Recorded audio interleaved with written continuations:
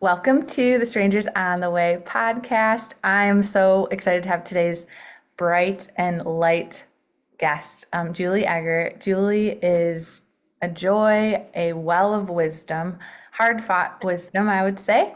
And she's, yeah, just one of the most passionate and alive people that I know. I met her through we have a 30s, 40s ministry at church, and she was just helping serve everyone, I feel like. Um, so I noticed her quickly. She's beautiful inside and out, and I'm just so excited for you guys to hear her wisdom. Yeah, it's going to be a good one. So, Julie, welcome to the podcast. Could you Thank you.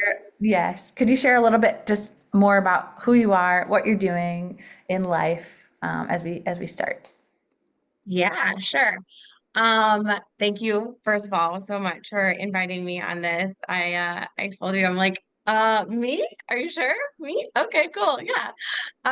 And I just am so excited to just kind of sit and chat with you. This is so cool. But let's see, I am a mama of two. I have a daughter who's 12 and a son that's 9, and that is like my biggest blessing. I am a master's student. I am getting my social work degree in social work. I volunteer a ton at the chapel. I love that place. It is my home away from home. So yeah, like you said, I just kind of anything I can do, anything I can get my hands on, that's my tie-dye shirt. I was there just this morning at camp. DK Summer Days is in full bloom. So and I am a care coordinator at Kenneth Young Center. So it's the Pathways program. It's kind of new to Illinois. It's wraparound services. So we help underserved families connect with resources in their community. And I'm also a board certified assistant behavior analyst. So that's kind of like, that was my first segue into like social work and behaviors was finding the world of ABA, which is kind of like, that's my first passion, I think. And I just kind of, yeah, I fell in love with that and I got my degree and then I got certified and then because I am who I am, I was like, oh, I want to learn more. And now I'm getting my degree in social work. So that's kind of a little bit So about me. that's so neat. How did you hear about that specifically? Like, I don't know if I've even heard of that is Yeah. it a line of social work? So ABA is psychology, Like, and then yeah, it's social work. So you can kind of marry the two, which is what I hope to do. Um, and God. I love it. I yeah, truly. So when I first started school, like a long time ago, because I'm old, it was education degree. My parents are teachers, my grandma's a teacher, my brother's like it was just that's what I was gonna do, right? And then I took time off and I had my kiddos, and when I went back in 2020, because that's a good time to start school, I was like, oh. Psychology. I think I like that way more than education. I don't want to manage a classroom, having a ton of kiddos in one space, maybe not. I have a heart for the one. Anytime I'm in a group of kiddos, I'm like, I just I connect with the one, right? And so I wanted to find a way to do that. And so I'm looking through psychology degrees and psychology ABA. I'm like, huh, okay, what's that? Applied behavior analysis. And I read the little description and little footnote, whatever, and it talks about functions of behavior. And I just fell in love. It is the coolest thing ever. It gives an explanation without giving an excuse. So it kind of gives the kids a way of saying, okay, this is really hard for me and this is what I've been doing. Let's find a replacement behavior for that, which is how I've been parenting for 10 years. And so when I kind of walked in the door green, and they're like, how long have you been in the field? I'm like, you know, 20 seconds. And it just kind of came really naturally to me, in the way of saying, I hear this is really hard for you. What can we do instead of hitting our friend? And we give them a replacement, and in a very compassionate way. And it was just a really natural way to me, which kind of segues into what I want to do with the social work of marrying that with trauma of I hear that we've formed behaviors that resulted from our trauma, and what can we do with that instead? That's so powerful. I feel like Yeah. that I when I was younger, I don't remember, and maybe this is just because being young, I don't remember like we talking about trauma very often. No. It seems like it's everywhere now, and people are like becoming aware. And I kind of feel like God's actually doing this like big healing of our internal worlds and teaching us how to process pain. And so Mm. I just love like, what have you learned so far? Like, what are you excited about as you kind of like delve into this side of things? Yeah, I love that. And I think it's so true. I think a lot for like our generation as we were little, it was don't be sad. If you're sad, it must be because you're like physically hurt. Emotions weren't really addressed. It was a lot of brushing under the rug. Therapy wasn't really a thing. And if it was because you were like really like off your rocker, you know. And now it's so mainstream, which is beautiful because for me, I think it's everybody's got something. Whether it's on a big scale or if it's something, I just had a hard day. Cool, go talk to someone. Like that's a really valid thing. The way you handle something and the way I handle something is going to be different. Mm, And I think it's so beautiful that we're talking about it. I think COVID honestly was a really huge switch in that because there was a really bright light shined on just how hard it is to be alone. yeah. And so everyone's like, oh shoot. We're not meant to be alone. We're Yeah. not. We're Yeah. meant to have community. We're meant to talk to people. We're meant to say, hey, this is really hard for me. What can I do? And we saw that in hard facts. And so bringing that just kind of, out and about and talking about it more. The next step is a lot of action and a lot of Mhm. proactive things. I think we're still really in the reactive phase Mm, of like, oh, you had trauma, let's do something. And I think the next step is, okay, how do we proactively prevent that trauma? mhm. How do we train parents Yeah. to not inflict trauma? How do we, what's that next proactive step to just kind of heal the next generation? Wow. Oh, so powerful. I work with Gen Z a lot, and I Yeah. think like there's this beauty to the generation.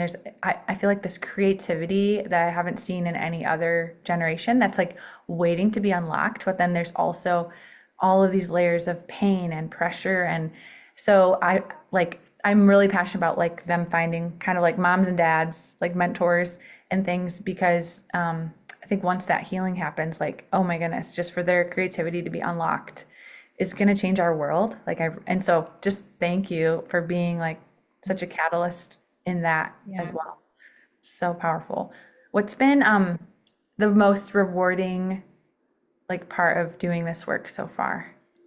Yeah.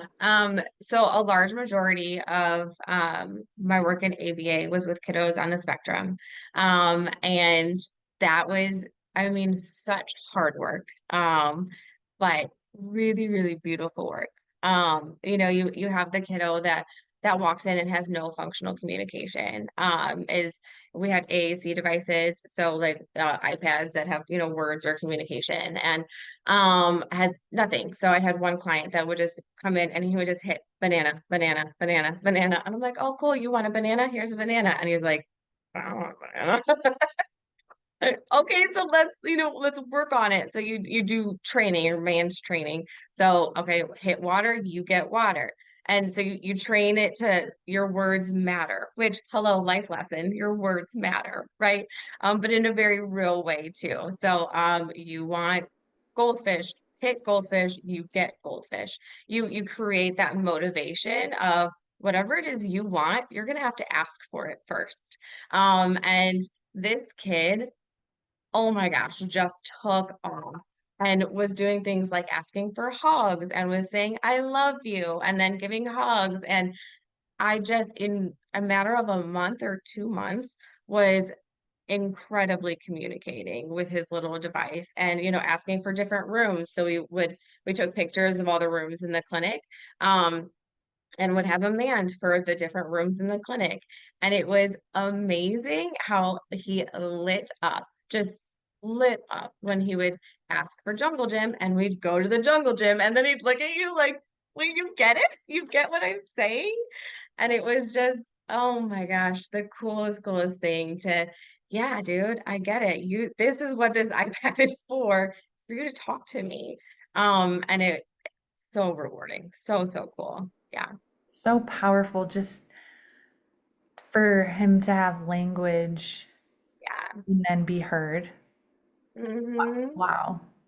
I'm just like Yeah. amazed at the technology that we have now. Like I know it's Oh my it's gosh, yeah. hard, but it's also like one of my values is like access, like people having access. Mhm. And it's just like what an example of, and then to Yeah. see the growth. Wow. Yeah, Amazing. and I feel like functional communication, that's just like the base level example of someone communicating their needs. Yeah. So imagine someone in a relationship that's acting out in a way of, yeah, whatever it is. We all act out in our own ways. Okay, they're telling you something. Behavior is behavior is behavior. Whatever it is. You're trying to tell me something. What is it? Okay, next Mhm. time, just tell me. Okay, Mhm. so you're ignoring me for a whole day. Cool. Not a fan of that. What can you do instead? You Mhm. can tell me you really didn't like the way I talked to you yesterday. Oh, wow. See that? We're communicating. That's functional communication. You replace that behavior of whatever that function was of escape avoidance, and instead you talk to me about it. Wow. It's yeah, that's that baseline of okay, here's that we're just giving you communication, and then you escalate it to a whole new complex way. Oh, I love that. Yeah, Yeah, that's beautiful. I love that too. Even expressing what do you need? That's really challenging, I feel like, for some people to do. yeah, yeah, absolutely. Wow. Oh, such good skills. Do you find that you're Yeah. like these things are applying to different areas of your life? Oh yeah.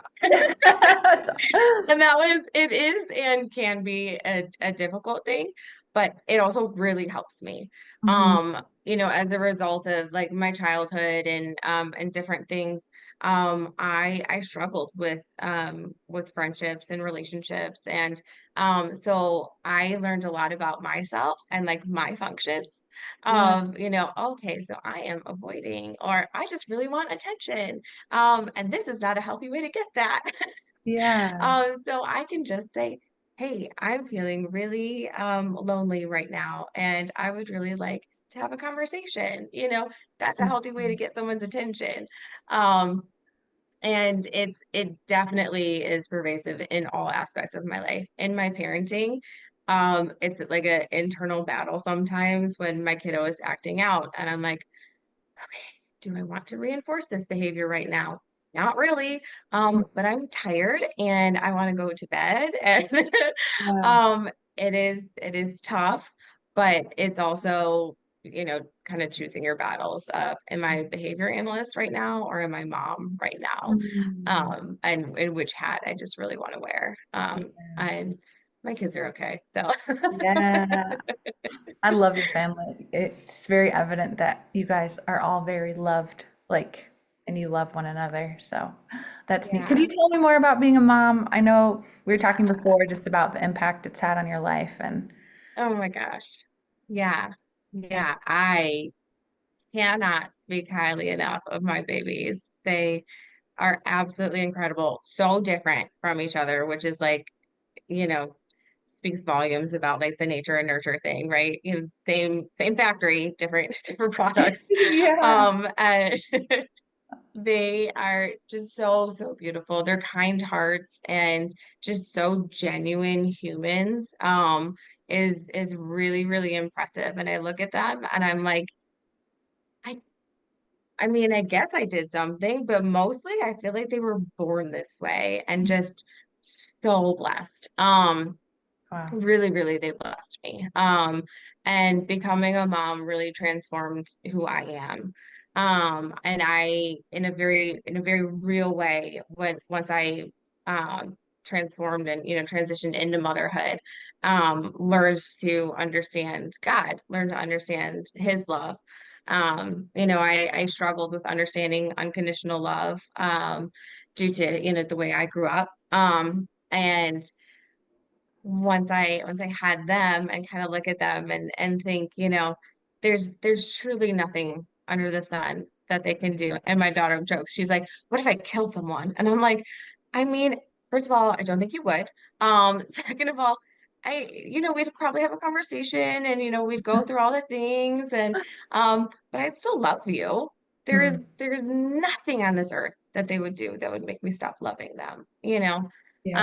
And then you think and you look at God and the way he looks at us, and that's even more what, Mm, that blows my mind. And so when I started thinking and kind of coming to Christianity a few years ago, and having that perspective of, okay, so this is how I, love my babies, and this is how he loves me.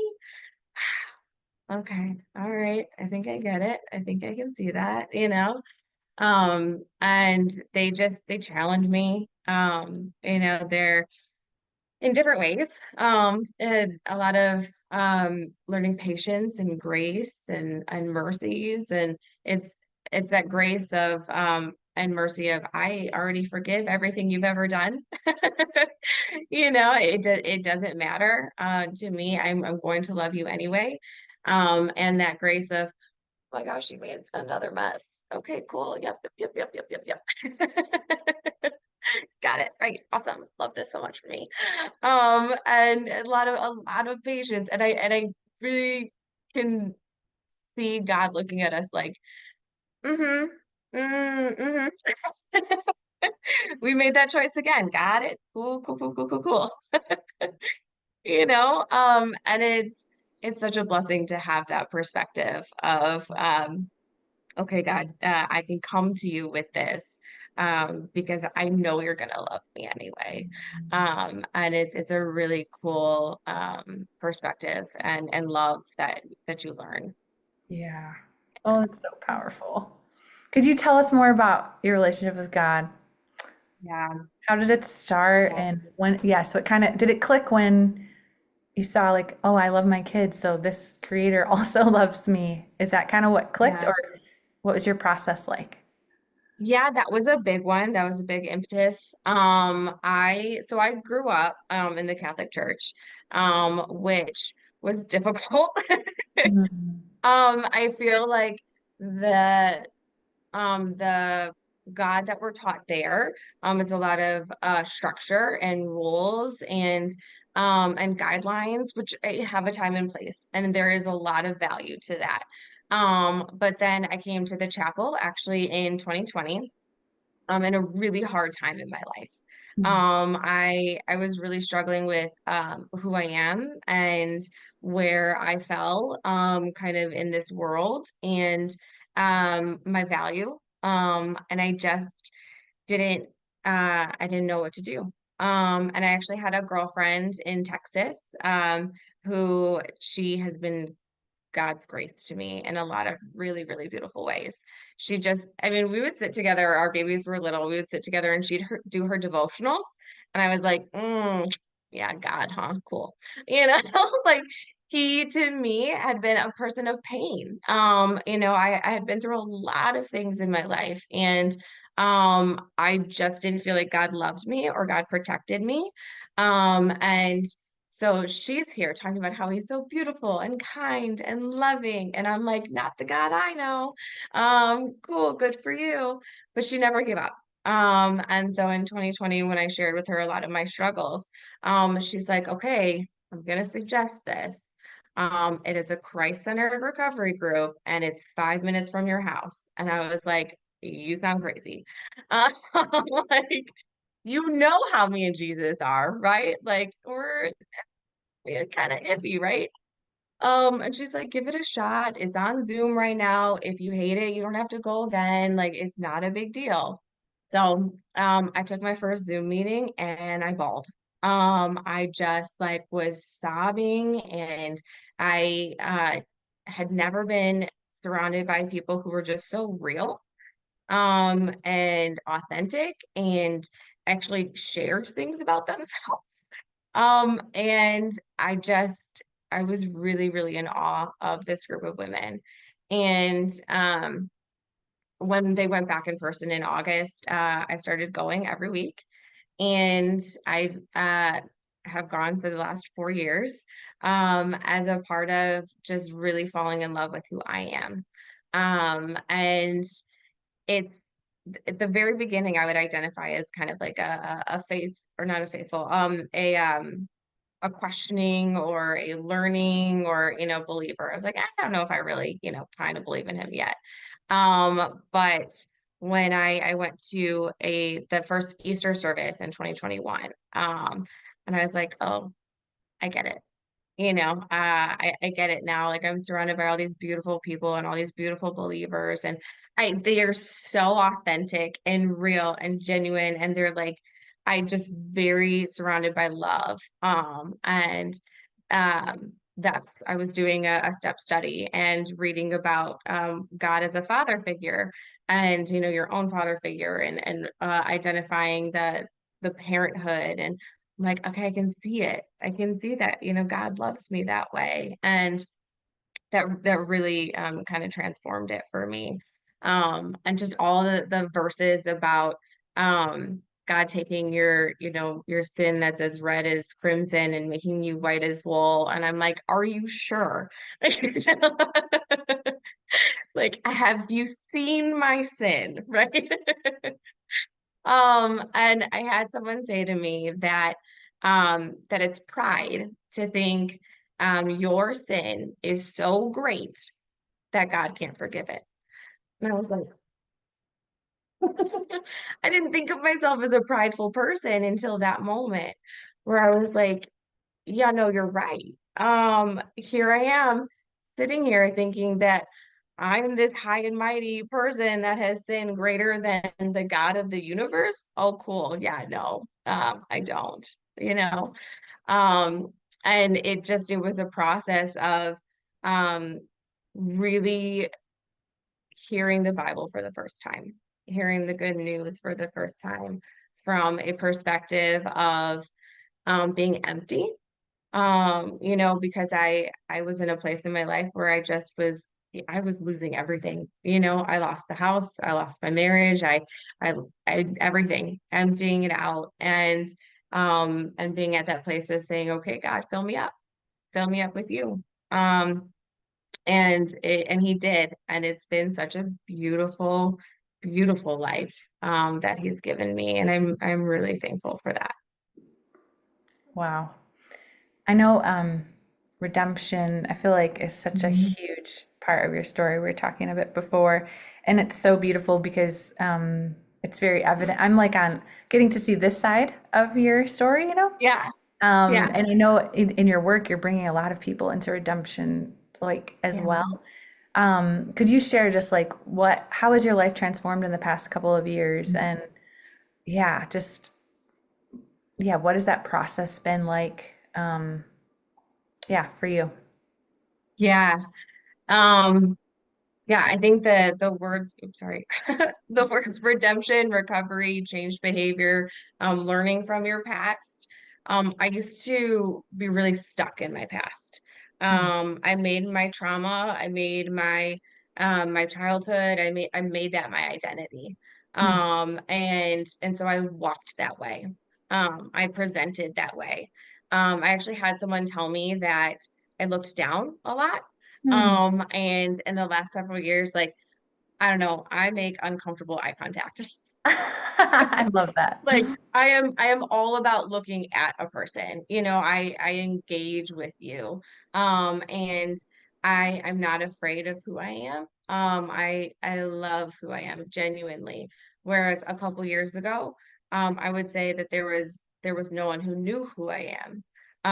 I was so busy pretending and so busy presenting this carefully curated fake person, that yeah, there was truly no one who knew my traumas. There was no one who knew my sins. There was no one, like, I went to confession and I didn't even confess the real things, you know?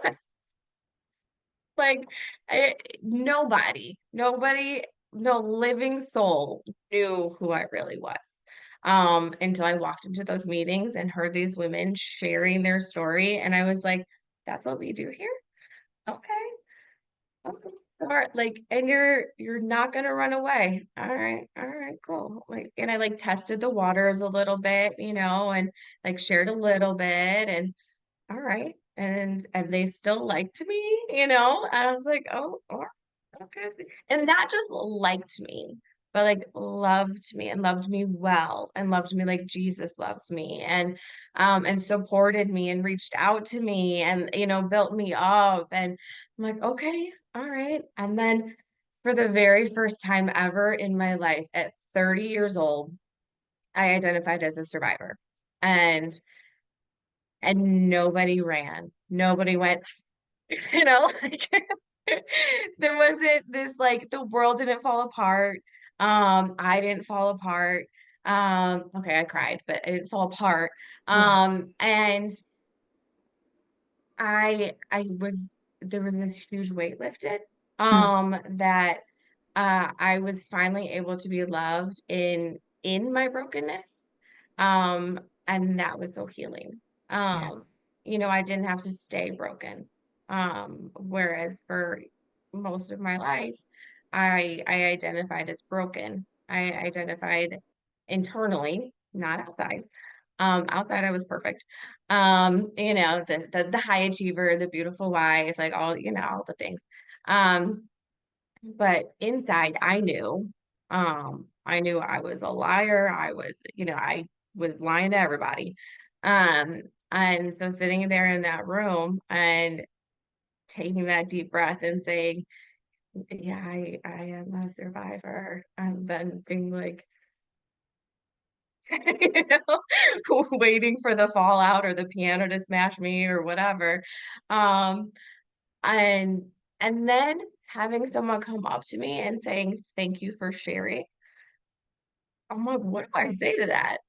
Um, you're welcome. Like, Ilya, okay, yeah. Okay, cool. There's so much power in sharing your testimony. There's so much power in being vulnerable. There's and here I was trying to find my power in keeping my secret. I was trying to be powerful in pretending, whereas the real power is being vulnerable. The real power is being who you are. The real power is speaking truth.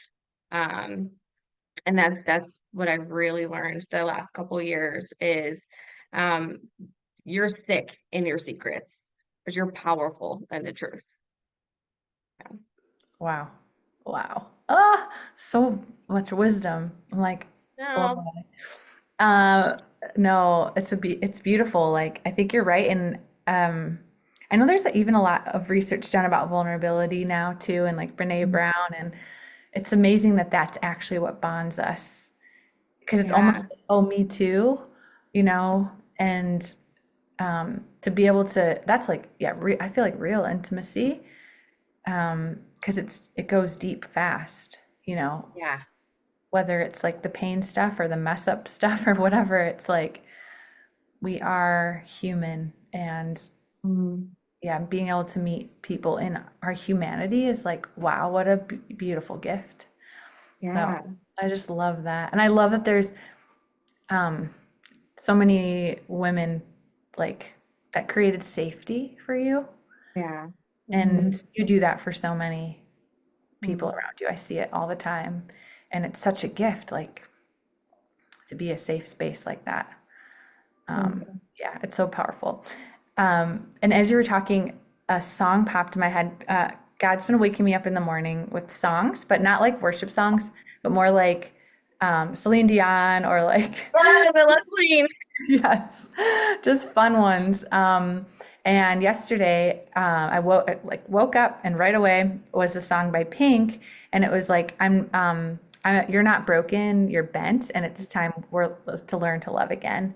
And I think it's so beautiful, like how through this process, you started to see yourself like how you aren't broken. Like we aren't like Jesus like took all of that, but we're still like a bit bent from life, you know? And so it's Yeah. just like I just love the journey and then you've literally like learned to love Yeah. yourself and Hmm. it's just powerful like yeah. And you've done the work, you know? Yes. It's Yeah. amazing. Yeah. Thank you. Yeah. Yeah. So good. So if there's someone listening where like they feel like they can find themselves in your story, um, Mm. and maybe they haven't really tasted much redemption yet, like Yeah. what would you say to them? Um, I think I lived in fear. No, I know I did. I lived in fear for a really long time. Um, Fear of change, because oftentimes the pain that you know is less scary than the freedom that you don't. And so you're more likely to just stay in the dreams. This is easier. This is what I know. I'm just gonna stay here. Because change takes work. And change is really scary.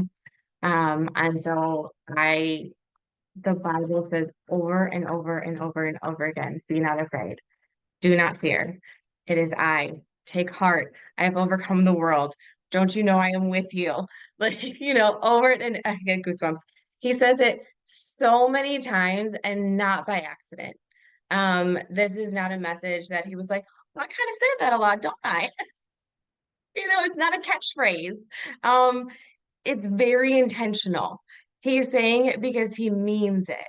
He's saying it because he's not calling us to be scaredy cats. He's not calling us to live timidly. He's not calling us to sit here and do nothing. He is calling us to be people of action. He's calling us to be bold. He's calling us to step out in faith. So I guess my words would be bold. Um, if you want something that you've never had, you have to do something you've never done.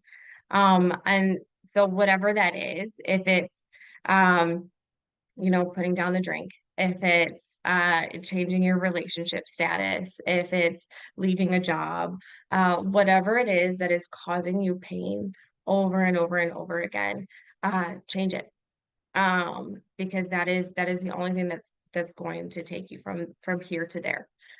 Surrender it, lay it down at his feet, because that's all he wants from you. Put it down and see what he does with it. Okay, it's not yours anymore.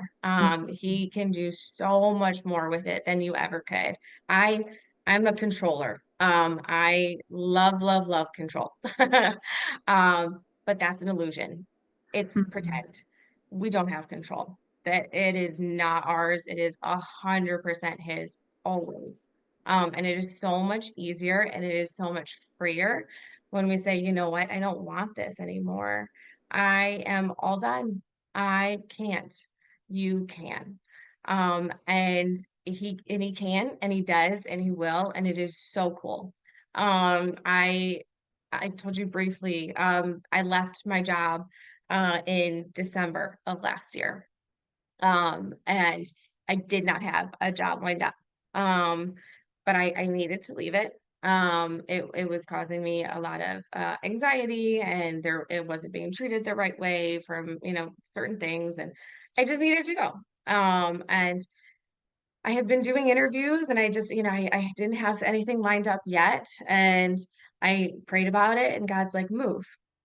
Yeah, trust me. I was like, okay.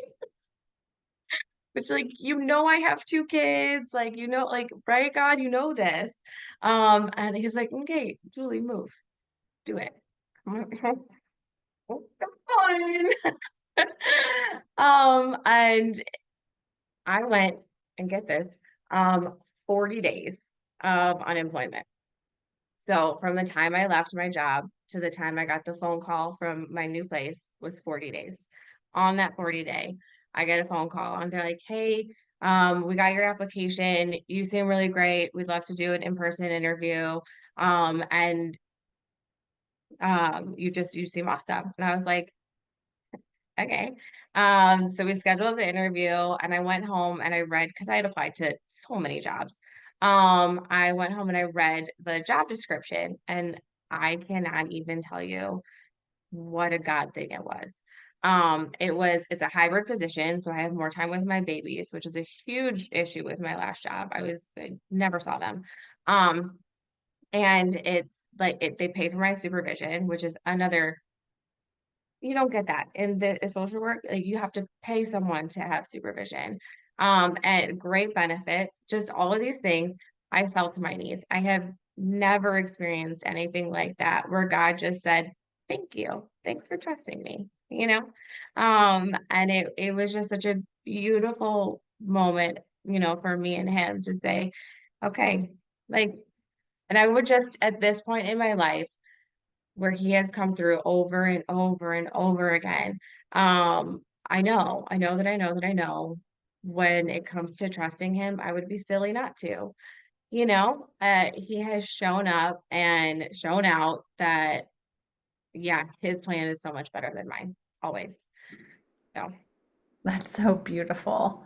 Oh, I love it. And it's wild, it's 40 days. Feels isn't that very, crazy? I looked yes. back and I looked at the calendar. I was like, "You're so funny." Yes. Oh, it's so fun. My Bible study girls were reading a chapter of Ruth this week, of the book of Ruth, and in her story, like God's not really mentioned. Same with Esther. And it's like he's not mentioned, but his hand is like weaving all these details. And so I just love that in your story. It's like you had to risk, for sure. But then, oh, it's so beautiful, like what plans he has. Like I think when we risk, sometimes we give him space to step in then instead of Yeah, us making it happen, which, yeah, that's so amazing. yeah, Oh, I yeah. love That's so that. cool. So good. Well, any last words of wisdom, or do you want to pray a blessing over our listeners, or anything at all on your Yeah, heart just as we end? yeah. Oh, I'd love to pray us out. That would be great. Okay. Yeah. Thank you, Okay. Julie. Of course. Okay, Lord. Um, Man, what a cool day. Thank you so much for being present in this conversation. Thank you so much for Lauren. Lord, thank you for her heart. She's such a blessing to the chapel, to our group, Lord, and to me. She always makes me feel so seen. And I am so thankful for that, Lord. I pray that you continue to be a blessing to her listeners. What a great podcast Lauren has going here, Lord. This is such a cool podcast that I am a blessed listener. And Lord, I continue to pray for the future listeners, current listeners, past listeners, that they be bold, Lord, that spirit of courage and bravery and boldness wash over them as they listen to this, Lord, that they know how loved and worthy and that they know their identity in you, Lord, and that is enough. Um, they are enough. Lord, we ask this in Amen. Oh, thank you so much, Julie. What a gift you are. Thanks for being on the so, podcast.